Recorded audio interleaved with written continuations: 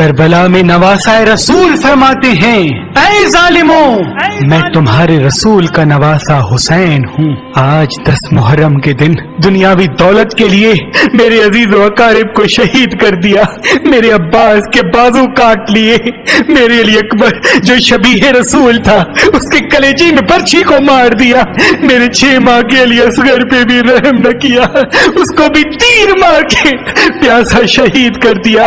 آج میں اس زمین و آسمان کے بیچ میں یہ اعلان کرتا ہوں کہ اگر اللہ مجھے 1000 زندگیاں دیتا، 1000 اکبر دیتا، 1000 اصغر دیتا تو میں سب اللہ کے دین پہ قربان کر دیتا، اور میرے خون کا ذرہ ذرہ اللہ کے دین کی گواہی دیتا رہتا۔ تاریخ نے لکھا فوج یزید سب زور زور سے ہنس رہی ہے، امام حسین کے خطبے کا مذاق اڑا رہی ہے۔ اتنے میں عمر بن سعد کہتا ہے، حسین سے فردن فردن نہ لڑو کیونکہ یہ علی کا شیر ہے، اور میں نے حسین کی جنگ دیکھی ہوئی ہے، اس کربلا میں کوئی بھی حسین کو ہرا نہیں سکتا۔ 700 کا لشکر حسین کے دائیں طرف سے اور 700 کا لشکر حسین کے بائیں طرف سے اکٹھا حملہ کرے۔ تاریخ نے لکھا علی کے شیر نے ایسے وار کیا کہ سب کے سب سے نار ہو گئے، فوج یزید میں کوہرام برپا ہو گیا۔ جب یزید کے بڑے بڑے بہادر امام حسین کے ایک ہی وار سے نار ہوتے تھے تو فوج یزید بھاگنا شروع ہو جاتی ہے۔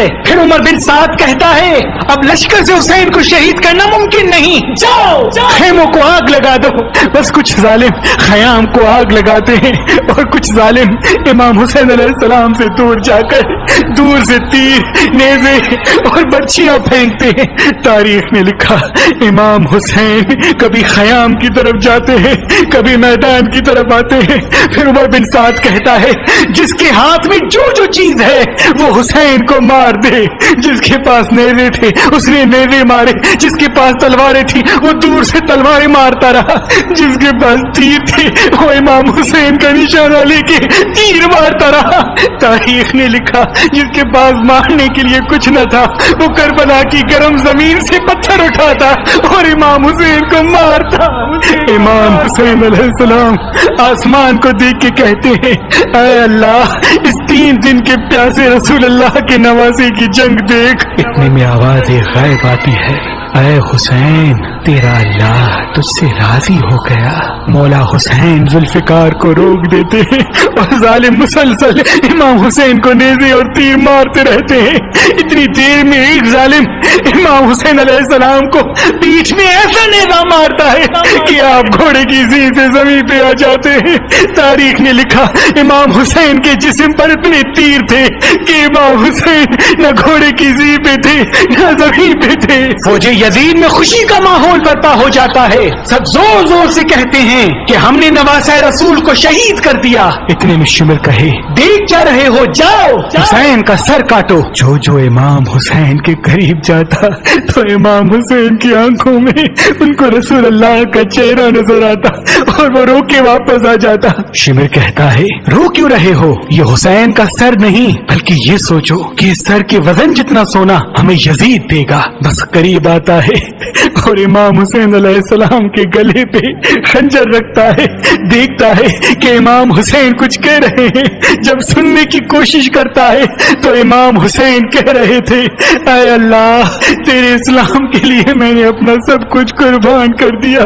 شمر ہنستا ہنستا امام حسین کی گردن کو کاٹتا ہے اور امام حسین کے سر سے امامہ اتار کے امام حسین کے بالوں سے پکڑ کر امام حسین کے سر کو نیزے پہ سوار کرتا ہے۔ فوج یزید جھومتی جاتی ہے، اہل بیت کے خیام چل رہے تھے، آل رسول زمین پہ بیٹھ کے رو رہی تھی۔ اتنے میں آواز آتی ہے، جاؤ لوٹو۔ سنا ہے کہ رسول اللہ کے خاندان کے پاس کئی قیمتی سامان ہیں، بس خیام میں فوج آ جاتی ہے۔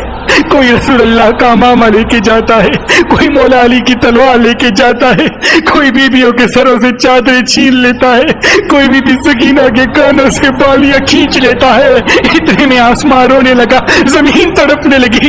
امام سجاد نے جب دیکھا کہ زمین اپنی جگہ چھوڑ رہی ہے، آسمان پھٹنا چاہتا ہے، تو آپ نے سجدے میں سر رکھا اور اللہ کا شکر کرنا شروع کر دیا کہ اے اللہ تیرا شکر ہے کہ تو نے آسمان آسمان پیدا کیا، اے اللہ تیرا شکر ہے کہ تو نے زمین کو بچھایا، اے اللہ اپنی نعمتوں کو تمام نہ کرنا، ان تھوڑے سے انسانوں کی سزا آنے والی پوری انسانیت کو نہ دینا۔ امام سجاد سجدہ شکر کر رہے ہیں اور وہاں فوج یزید امام حسین کے لاشے کو پامال کرنے کی تیاری کر رہی ہے۔ تاریخ نے لکھا کہ عرب کے گھوڑوں کی آنکھوں پر پٹی باندھ کے ان کو بھاری لوہے والے نال پہنائے گئے تاکہ امام حسین کے جسم اور ہڈیوں کو اتنا پامال کریں کہ امام حسین کے جسم کا ایک بھی ٹکڑا نہ بچے۔ سب کی لاشوں کو پامال گاہ پہ بچھایا گیا۔ کوئی کہتا ہے کہ ہم جناب عباس کی لاش پہ گھوڑے نہیں دوڑائیں گے کیونکہ ان کی والدہ ہمارے قبیلے سے ہے۔ کوئی کہتا ہے ہم علی اکبر کی لاش پہ گھوڑے نہیں دوڑائیں گے کیونکہ اس کی والدہ ہمارے قبیلے سے ہے۔ کوئی جناب جون کی لاش لے کے گیا، کوئی حبیب ابن مظاہر کی لاش لے کے گیا، کوئی جناب حر کی لاش لے کے گیا۔ تاریخ نے لکھا سب کی لاشیں ہٹنے لگی، صرف کربلا کی گرم زمین پہ امام حسین کی لاش پڑی رہی۔ نہ کوئی یہ کہتا ہے کہ یہ فاطمہ کا بیٹا ہے، نہ کوئی یہ کہتا ہے کہ یہ علی کا لال ہے، نہ کوئی یہ کہتا ہے کہ یہ رسول اللہ کا نواسا ہے۔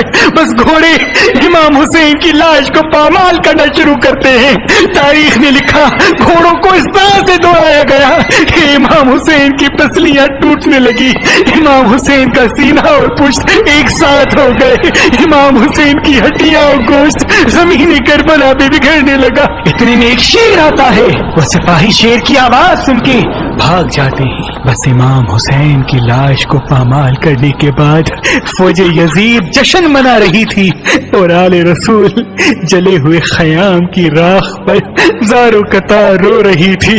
بی بی زینب کبھی عباس کو یاد کر کے روتی ہے، کبھی اکبر کو یاد کر کے روتی ہے، کبھی معصوم علی اصغر کو یاد کر کے روتی ہے، تو کبھی دور سے اپنے بھائی کے جسم کے ٹکڑوں کو دیکھ کے اپنے نانا رسول اللہ کو کہتی ہے، یا رسول اللہ آپ کی امت نے اس حسین کے جسم کو پامال کر دیا جس کو آپ کندھوں پہ اٹھا کے کہتے تھے کہ یہ جنت کا سردار ہے، یہ مجھ سے ہے میں اس سے ہوں، یہ مجھ سے ہے میں اس